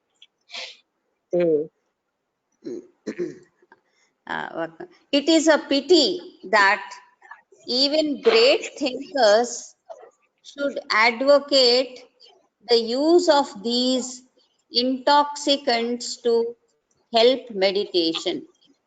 మొన్న ఎవరో చెప్పారు, హిమాలయాస్ వెళ్ళాం, అక్కడ ఎంతో మంది భంగు వెంటనే గంజాయి తాగుతూనే ఉంటారు, ఇలాంటివన్నీ కూడా అవసరమే అని నేను అన్ని విని ఒక్కసారి ఖండించాను.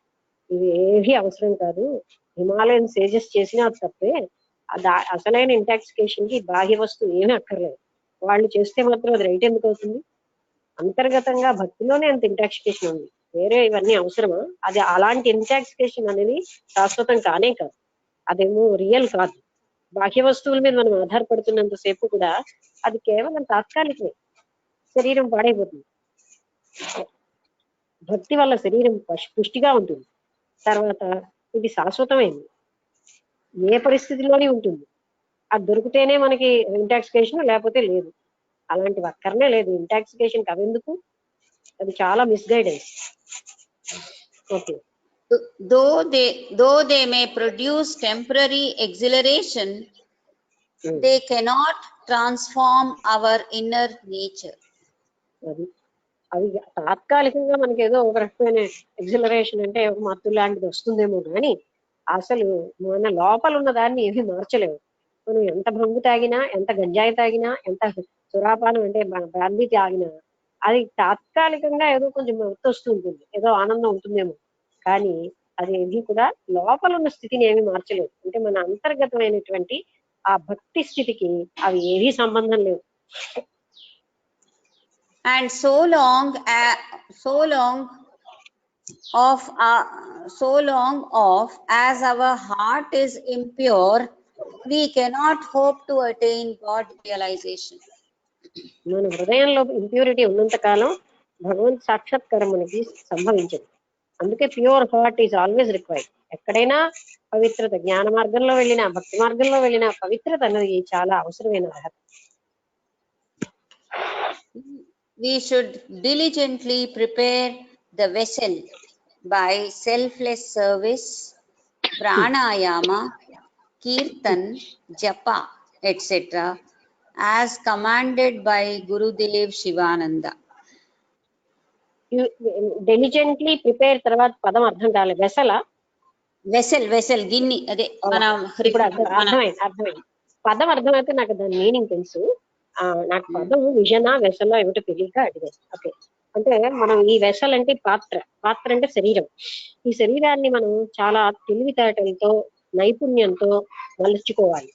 దానికి తగిన విధంగా కావలసినంత రెస్ట్, కావలసినంత భోజనం అలా పెట్టి దాని చేత చక్కగా పని చేయించుకునేటట్టుగా ఈ వెసల్ అంటే ఈ శరీరాన్ని మనం ఉంచుకోవాలి అని సద్గురు శివానంద గారు కూడా అలా చెప్పారు. అంటే ఇవన్నీ చెప్పారు కదా, సెల్ఫ్లెస్ సర్వీస్, ప్రాణాయామ, కీర్తన్, జప. అది అంటే సాధారణంగా ప్రతి వాళ్ళని సెల్ఫ్లెస్ సర్వీస్ అనేది మనసుని ప్యూరిఫై చేస్తుంది.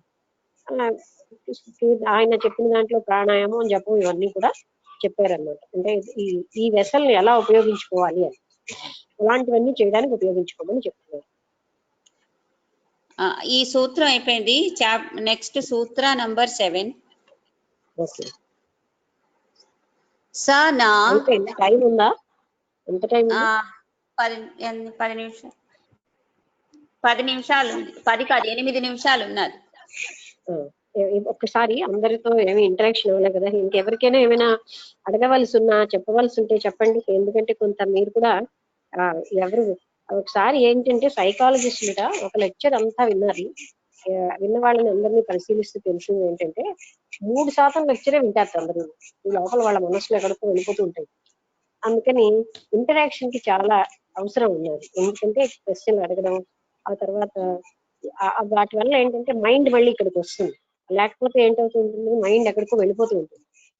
అని అందువల్ల ఒకసారి మీరు కూడా ఈ భక్తి విషయంలో మీరు ఎవరైనా ఏమైనా కొత్తగా తెలిసిన లేదా అంటే ఆల్రెడీ తెలిసిన విషయాలు ఏమైనా చెప్పండి ఎవరైనా దీని మీద.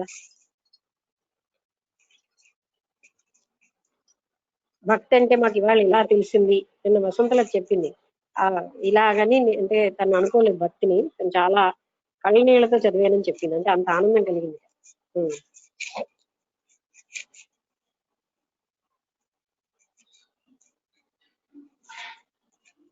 ఇంకెవరైనా మాట్లాడతారా భక్తి విషయంలో? మీరు పొందిన అనుభూతిని ఇప్పటి వరకు ఉన్న విషయంలో.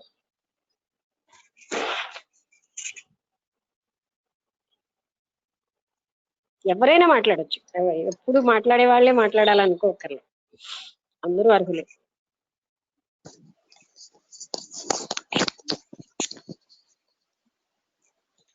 జయ గురు.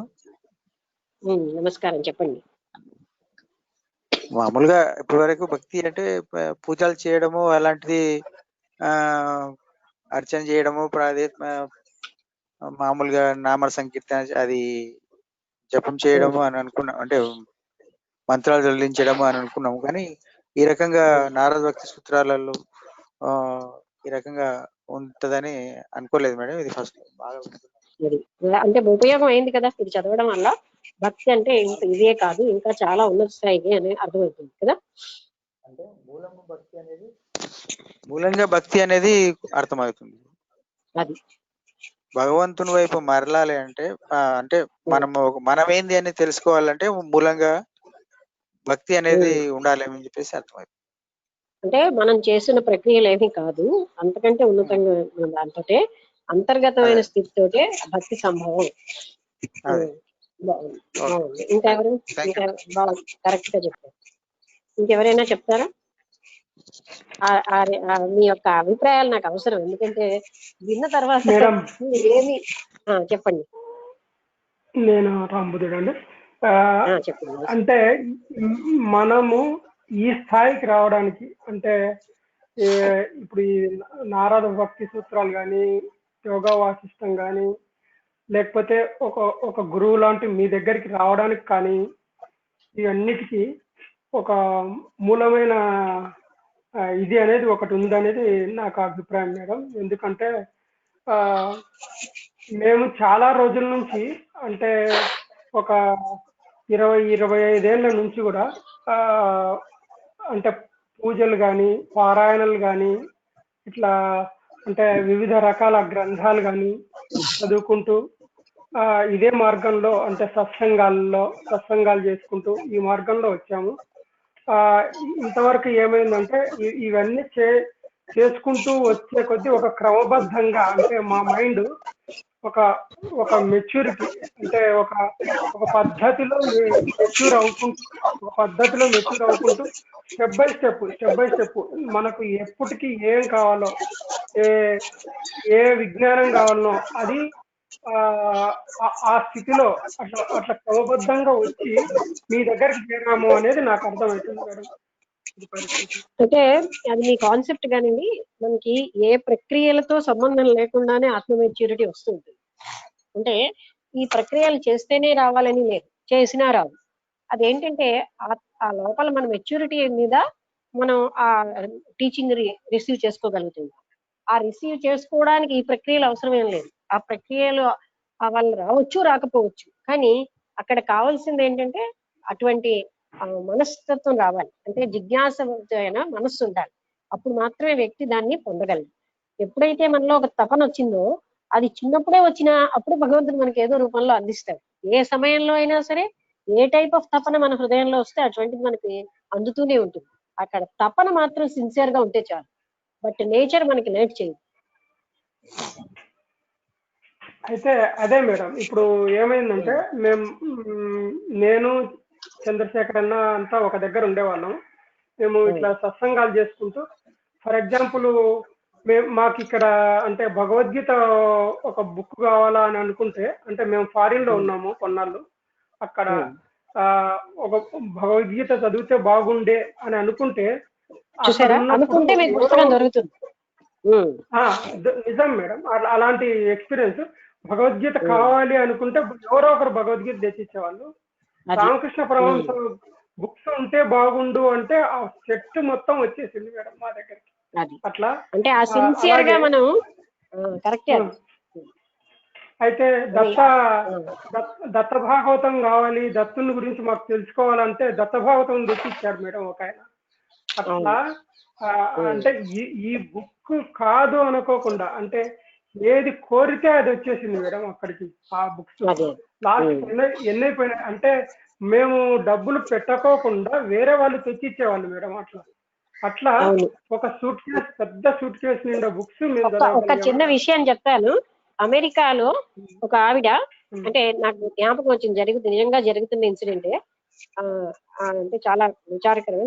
స్వామీజీ దగ్గర ఉన్నప్పుడు, రామస్వామి స్వామీజీ వాళ్ళ ఆమె తరఫున వచ్చిన వ్యక్తిని నన్ను సమాధానం చెప్పమన్నారు. ఆవిడ ఏంటంటే, 2 పిల్లలు పుట్టారు, చిన్న పిల్లలు, కలవాలనుకుంటా. ఆ పిల్లలు పుట్టిన తర్వాత అత్తగారి దగ్గర వదిలేయడం, మళ్ళీ మనం వచ్చేసి తీసుకెళ్తాం ఇంత చిన్నపిల్లల్ని కాదని. అలాగా ఆవిడ్ని అతను ఎప్పుడు కూడా పిల్లల్ని తేడానికి ఇష్టపడదు. 14 ఏళ్ళు వచ్చినా తెలియదు.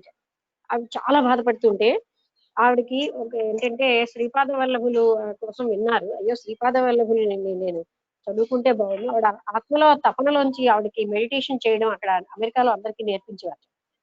ఎక్స్పోజర్ కూడా ఇష్టపడేవాడు కాదు, ఎందుకంటే బయటకు ఎక్స్పోజ్ అవుతే ఈ మళ్ళీ అటు వెళ్ళిపోవడానికి ఆవిడలో రెవల్యూషన్ వస్తుంది. సంహో ఆవిడ అలా మెడిటేషన్ ఎవరో అక్కడ ఉన్నటువంటి అమెరికన్స్ హెల్ప్ చేసి ఆవిడ చెప్తూ ఉంటే, ఒక రోజు ఏమైందంటే ఆవిడకి తలుపు తట్టినట్టు అయింది. మనకి ఇండియాలో లాగా అలాగ తలుపులు తట్టడం అది అక్కడ ఉండదు సాధారణంగా. అంటే ఒక పద్ధతి ప్రకారం వాళ్ళు చెప్పి వస్తారు. అలాంటిది ఈవిడ ఒక్కసారిగా అంటే తీసేసరికల్లా శ్రీపాద వల్లభ చరిత్ర పుస్తకం పడి ఉంది. ఆ తర్వాత ఆవిడ పైనుంచే ఒక హ్యాండ్ లోంచి ఇలాగా అంటే లైట్ రేస్ వచ్చి దట్ అంటే చూసారా, భగవంతుడు ఆవిడని అంత ఇంటర్నల్ గా ఒక్క దగ్గరే ఉన్న వ్యక్తికి ఎన్ని రకాలుగానో కరుణించి, అంత దుఃఖంలో ఉన్న ఆవిడ she was teaching meditation and some other things. ఆవిడ అలా తప్పిస్తూ ఉంది, అయ్యో ఆ పిల్లల్ని నేను చూడలేకపోతున్నానే అని బాధలో ఉండేవారు. అలాంటి టైంలో ఆవిడికి అలాంటి గ్రేస్ వచ్చిందనమాట. ఇది నిజంగా జరిగింది. Still now she is in America. ఆమె సత్సంగంలో ఉన్న ఒక వ్యక్తి, ఒక అబ్బాయి వచ్చాడు అనమాట. స్వామిజీ ఏమో అమ్మా నువ్వు మాట్లాడు అని చెప్పి ఇచ్చారు. అప్పుడు నేను ఆవిడ నాకు ఫోన్ లో చెప్పారు ఇదంతా. బట్ ఆవిడలో ఏంటంటే భక్త పట్ల అంటే తప్పు చేశాడు కనుక రెవెంజ్ తీసుకోవాలన్న ఐడియా కూడా లేదనమాట. ఆవిడ కేవలంగా అలాంటి దానితో సఫర్ అవుతూనే ఆ భక్తి చాలా ఉన్నత స్థాయికి వచ్చేసారు. దోషి వాజ్ యంగ్ అది. అంటే ఆ భక్తుడికి లక్షణాల్లో ఎంత సహాయం అందుతుందో అన్సీన్ గా ఆయన అన్ని వైపులా కట్టుదిట్టం చేశాడు ఆవిడ బయటకు వెళ్లకుండా, ఏమంటే ఎక్స్పోజర్ రాకుండా. బట్ అయినా సరే ఆవిడకి అలాంటి ఎక్స్పోజర్ రావడం, వాళ్ళు డైరెక్ట్ గా అంటే మెడిటేషన్ మాకు నేర్పండి అని వాళ్ళ వెహికల్, ఆవిడ కార్ కూడా ఇవ్వలేదు అనమాట. అందరూ ఇక్కడ సైకిల్ ఎలా అక్కడ కార్ ఇస్తారు, అందరికి కార్ ఇవ్వలేదు. ఆవిడని ఏంటంటే పనిలోకి ప్రవేశపెట్టేవాడు ఆయన, చెయ్యలేనంత పని కూడా. ఒకసారి స్విమ్మింగ్ పూల్ లో వాటర్ అంతా తీయాల్సి వచ్చింది. అలాంటివన్నీ అనమాట. అంటే ఇప్పుడు చెప్పాల్సింది ఏంటంటే అంతలాంటి స్థితిలో ఆవిడకి ఎక్స్పోజరే లేని స్థితిలో కూడా ఆ హెల్ప్ వచ్చింది. And now she is preaching and teaching so many people. ఆ స్థితికి వచ్చారు. అందుకని భగవత్ సహాయం ఎంత మూలనున్నా దొరుకుతుంది, ఎవ్వరు సహాయం లేని పరిస్థితిలో కూడా. మేడం ఒక చిన్న ఎక్స్పీరియన్స్ చెప్పొచ్చా మేడం? చెప్పి చెప్పండి. మొన్న జరిగింది మేడం నాకు. అంటే ఇది మంచో చెడో నాకు తెలియదు, మీ ద్వారా విందామని చూస్తున్నాను. ఇది పుట్టినరోజు, నా బర్త్డే రోజు మేడం. అది ఏమైందంటే బయటికి వెళ్ళి కొంచెం అవుట్ సైడ్ అంటే హోటల్ ఫుడ్ తెచ్చుకుందామని వెళ్ళాను మేడం, నేను మా మేనల్లుడు. వెళ్తే ఆ హోటల్ 3rd ఫ్లోర్ లో ఉంది. వాడిని థర్డ్ ఫ్లోర్ పంపించేశాను, నేను కింద ఉన్నాను మేడం. చేస్తుంటే ఒక ఫకీర్ వచ్చాడు మేడం. ఒక ఫకీర్ వచ్చేసి డబ్బులు కావాలన్నాడు. అంటే సరే అని చెప్పేసి 10 రూపాయలు ఇచ్చాను మేడం. 10 రూపాయలు ఇస్తే నా ముందరనే అతను ఆ 10 రూపాయలను ఫోల్డ్ చేసి నా చేతిలో పెట్టాడు మేడం. ఇట్లా నా చేతిలో పెట్టేసి చేయి మడిచేసి ఓపెన్ చేయన్నాడు. ఓపెన్ చేస్తే ఆ 10 రూపాయలు మాయమైపోయి అక్కడ ఒక యంత్రం వచ్చింది మేడం. యంత్రం. సరే నేను ఏంటో ఇంత నా చేతిలోనే ఇంత వండర్ జరుగుతుంది అని చూస్తూ, సరే ఆయన ఇంకొక 50 రూపాయలు ఇచ్చాను మేడం. 50 రూపాయలు. మళ్ళీ సేమ్ 50 రూపాయలని ఫోల్డ్ చేసి మళ్ళీ నా చేతిలో పెట్టి ఓపెన్ చేయన్నాడు. చేశాను మేడం. చేస్తే బాబా విగ్రహం వచ్చింది మేడం. నేను అది ఇంకా ఏంది ఇంత వండర్ అవుతుందని చెప్పేసి అట్లనే అనుకుంటున్నాను. ఈ లోపల ఆయన, నీకు 2 పిల్లలు, నువ్వు ఒక కార్యం పెట్టుకున్నావు, నీ కార్యం అయిపోతే నీకు మంచి జరుగుతుంది, అంత మంచి జరుగుతుంది, నేను వస్తాను, నాకు లడ్డు ఇస్తావా, అది ఇది అని అన్నాను. సరే అని చెప్పేసి అన్నాను. అని సరే ఈయనకు ఇంకా ఎంతో కొంత అమౌంట్ ఇవ్వాలి కదా అని ఇస్తే నా దగ్గర చిల్లర లేదు మేడం. 500 ఉంది. 500 ఉంది. సరే అని చెప్పేసి 500 చేతిలో పెట్టాను. అతను ఏమన్నాడంటే, నీకు ఇష్టపూర్వకంగా ఇస్తున్నావా కష్టపూర్వకంగా ఇస్తున్నావా అని అన్నాడు. అంటే నేనే ఇష్టపూర్వకంగానే ఇస్తున్నాను అని చెప్పేసి ఇచ్చాను. ఇచ్చి ఈ విగ్రహాన్ని ఇట్లా చూసుకుంటూ కొద్దిసేపు ఇట్లా తల ఎత్తాను మేడం. అతను కనిపించకుండా వెళ్ళిపోయాడు మేడం. అది అట్లా జరిగింది. అది అంటే తలెత్తి చూసే వరకే అతను కనిపిస్తలేడు. మరి అది అట్లా జరిగింది ఎక్స్పీరియన్స్. అది నాకేం అర్థం కావట్లేదు. ఏం అర్థం, మీరే చెప్పారు అర్థం, ఇంకేముందండి. మీకు అర్థమైందే రైట్, ఇంకేం కాదు. అంతేనా మేడం? అదే, ఇంకేం ప్రత్యేకంగా ఇంకెవరిని అడగలే, మనకు అర్థమైందే అక్కడ రైట్. ఎవరికి అనుభూతిలో వాళ్ళు తెలియజేయాలనుకున్నదే అక్కడ కరెక్ట్ గా తెలుస్తుంది. అదే, థ్యాంక్ యూ. బాగుంది. అట్లా ఓకే, మనందరం నమస్కారం, ముగించేద్దాం ఇవాళ. నమస్కారం. నమస్తే మేడం.